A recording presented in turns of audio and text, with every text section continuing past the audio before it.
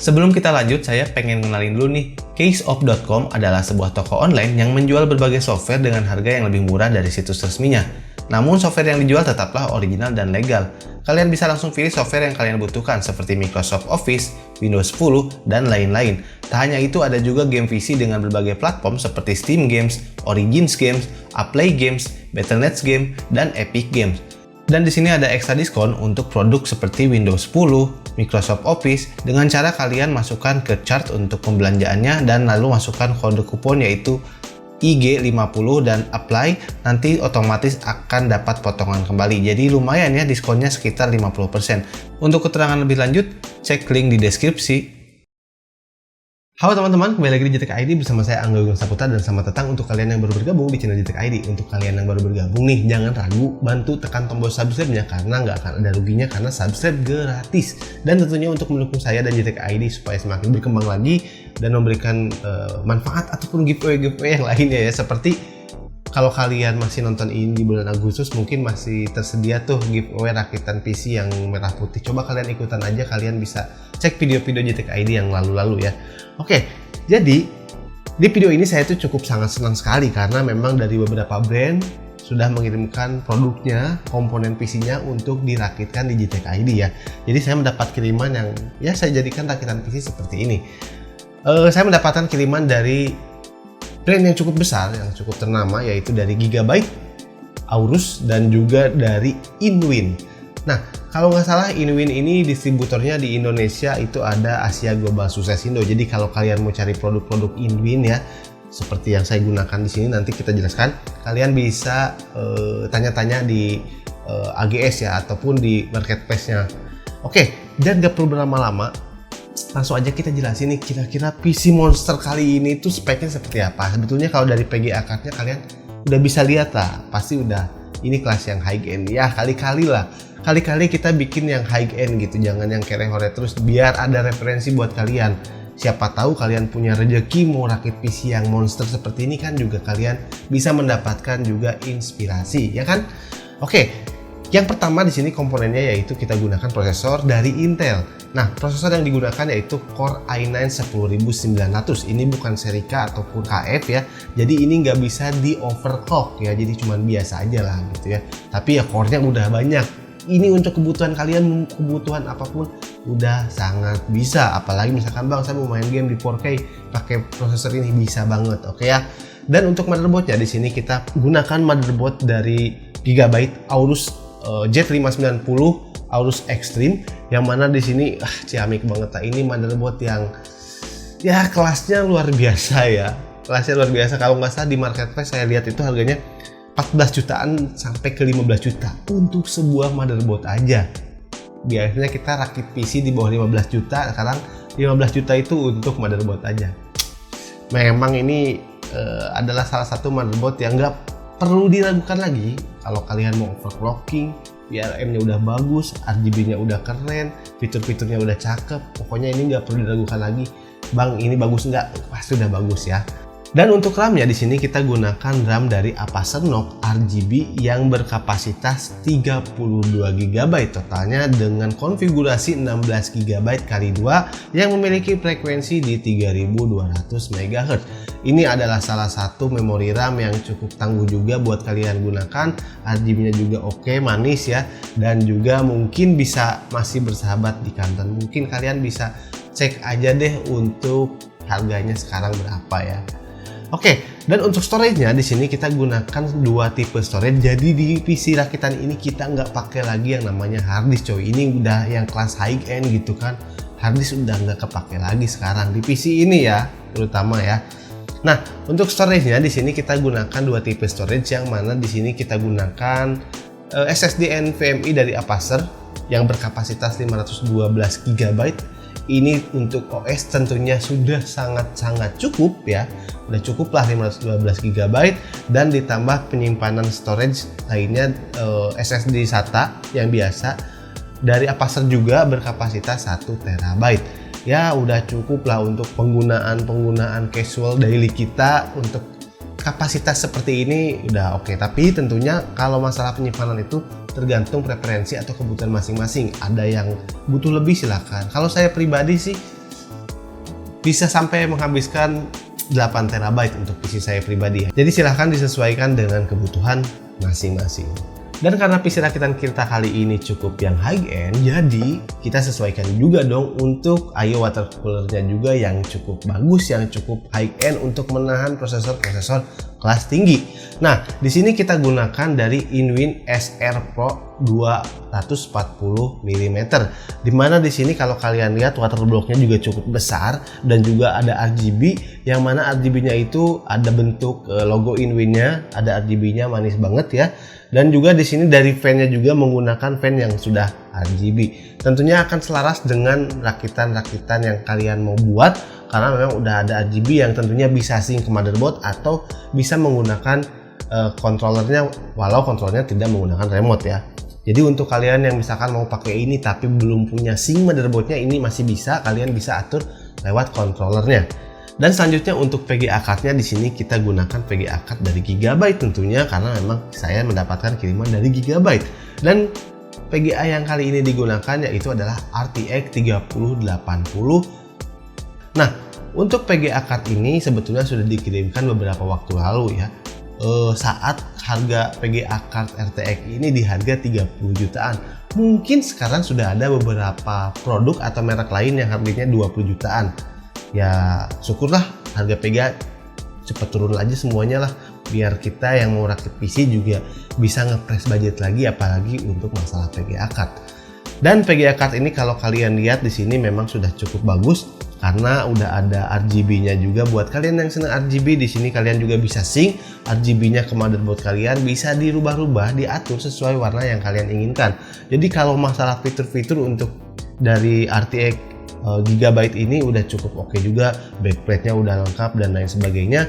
Dan tentunya untuk menjaga keawetan atau menjaga kelistrikan yang bagus di PC rakitan kita kali ini, kita gunakan juga power supply yang bukan abal-abal, yang enggak ecek-ecek. Kita gunakan dari Inwin seri P75, di mana di sini 750 watt dan sudah bersertifikasi 80 plus gold. Ini udah nggak main-main, cocok buat rakitan PC seperti ini. Dan tentunya ini juga udah modular, jadi enak, bisa disesuaikan mana saja kabel yang kalian butuhkan, tinggal dicolok sesuai kebutuhan.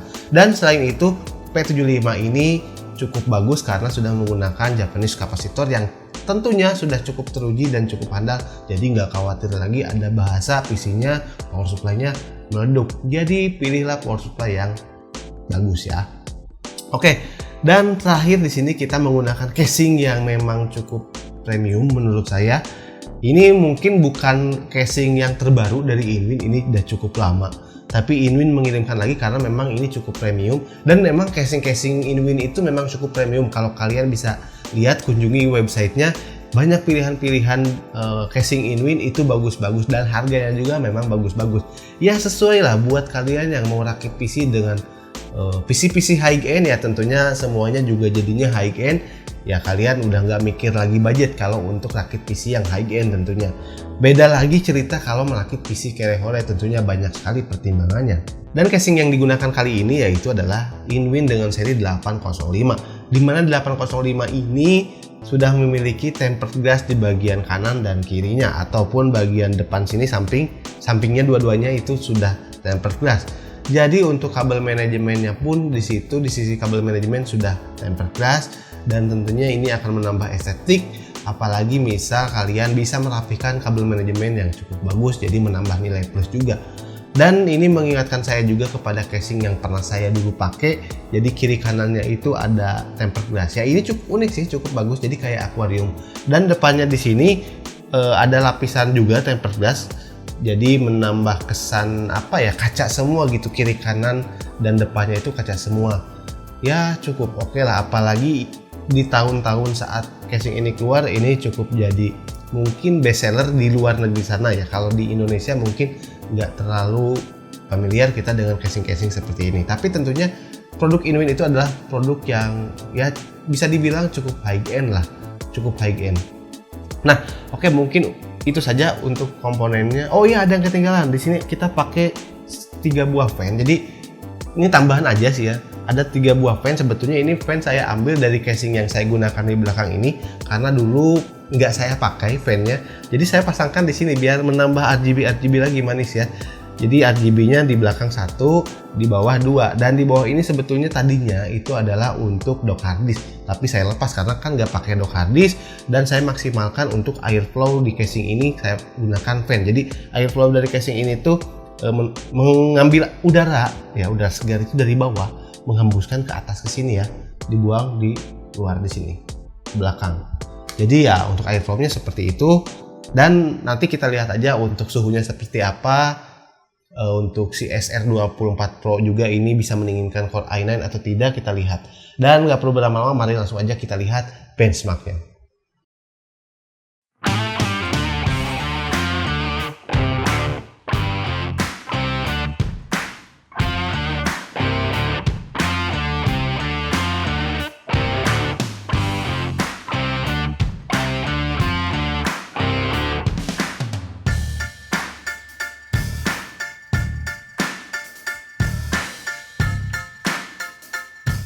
Bentar, kayaknya kurang sreg gitu ya kalau kita tes game di resolusi 1080p. Tentunya udah pasti tumpah-tumpah kemana-mana ya FPS-nya, karena rakitnya rakitan monster. Jadi mari kita tes di 4K ya. Ya saya nggak punya sih untuk monitor 4K-nya. Kebetulan waktu itu Philips mengirimkan monitor 4K, jadi kita bisa tes lah di monitor Philips yang 27 in ini. Ya udah refresh rate-nya udah 60 Hz sih. Jadi kita lanjut di pengetesan 4K-nya.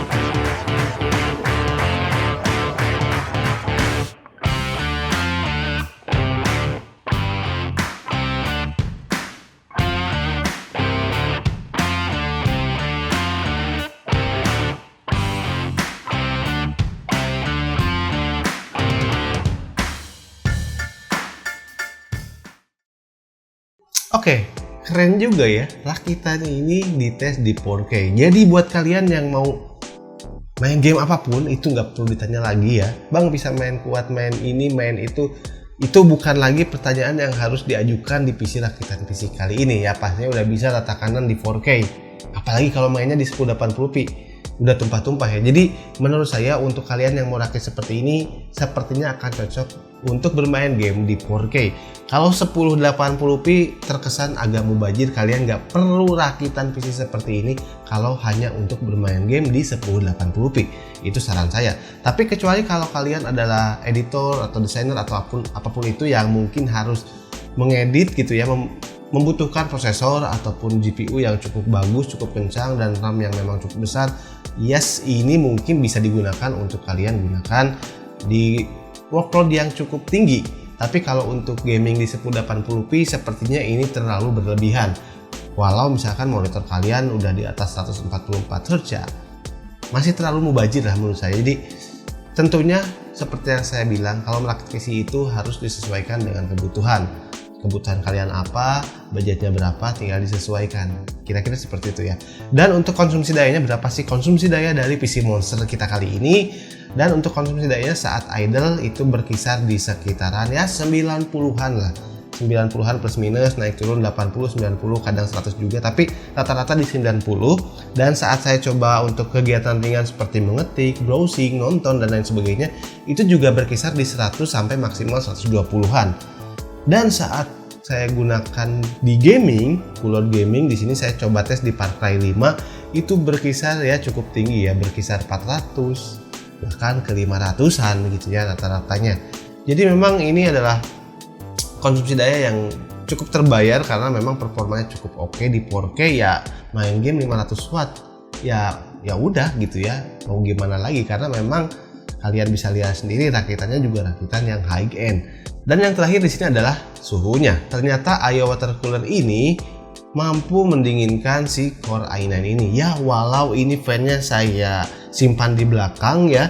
Jadi sebaiknya itu di depan sehingga udara masuknya itu langsung menghembuskan ke radiatornya. Kalau ini jadi menarik angin dari depan radiator. Menurut saya pendinginannya kurang maksimal, tapi ternyata walau penyimpanannya konfigurasinya seperti itu, pendinginan saat di game juga masih cukup dingin. Di beberapa game bahkan masih berkisar 40-an. Rata-rata sih di game-game yang lain itu yang cukup memang berat itu berkisar di 50 sampai 60-an untuk suhunya. Dan suhu ini tentunya tergolong sangat-sangat adem atau sangat aman untuk digunakan. Jadi untuk coolingnya ini cukup sukses mendinginkan Core i9 ya. Oke, mungkin itu saja rakitan PC kita kali ini. Saya mengucapkan sekali lagi terima kasih kepada Gigabyte dan juga Inwin telah mengirimkan komponennya untuk dirakitkan. Jadi teman-teman juga tahu rakitan dengan spek seperti ini, spek dewa seperti ini bisa membuat kita senang gitu ya.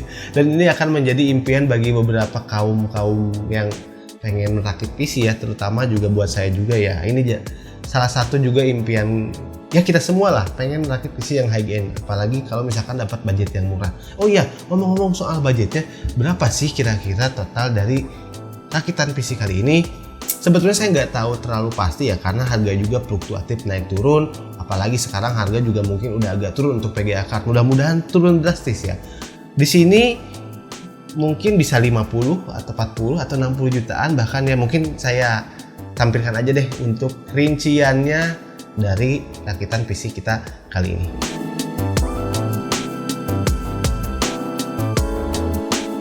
Oke teman-teman, jadi itulah estimasi harganya, dan harganya ini mungkin gak terlalu fix karena tergantung kalian saat mendapatkan produk-produknya ini ya. Jadi karena harga komponen PC itu naik turun terus seperti itu, dan ya kita harapkan semua biar turun terus lah, biar turun terus drastis, biar bisa kita rakit PC dengan harga murah lagi. Oke, mungkin itu saja video dari JTech ID kali ini. Terima kasih telah menonton video ini. Tekan tombol like-nya ke atas dan juga jangan lupa subscribe dan juga share ke teman-teman kalian video ini, dan semoga bermanfaat tentunya. Bersama saya Angga Wiguna Saputra. Sampai ketemu di video selanjutnya. Salam JTech ID. See you.